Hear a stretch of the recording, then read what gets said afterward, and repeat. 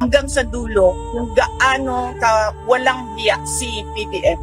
I am the constitutional successor, no? I am the next in line ayon sa ating constitution. At meron akong sinumpaan noong ako ay nag-assume ng Office of the Vice President. At nakalagay doon that I will preserve and defend the Constitution. So, wala sa aking mga kamay ang pagsasagawa ng extra constitutional means to overthrow the current administration. At hindi ko din gusto yon. Hindi ko gusto agawin yung posisyon ni Bongbong Marcos. Gusto ko makita ng taong bayan hanggang sa dulo kung gaano ka walang hiya si PBM.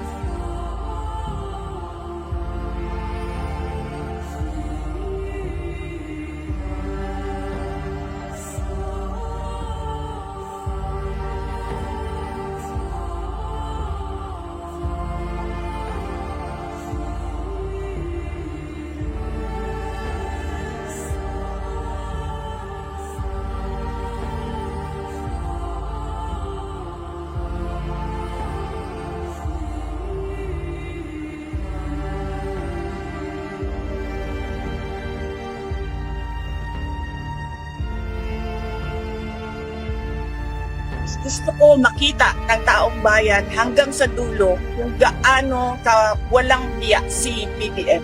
Wala po tayong detalye pero si dating Pangulong Rodrigo Duterte ay isinakay sa isang chartered flight. This is the Senate! Wala silang respeto sa institusyon ng Senado! Yan ang NBI!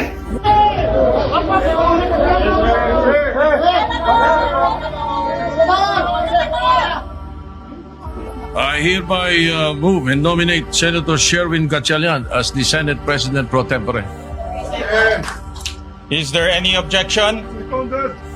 Duly seconded. The motion is approved.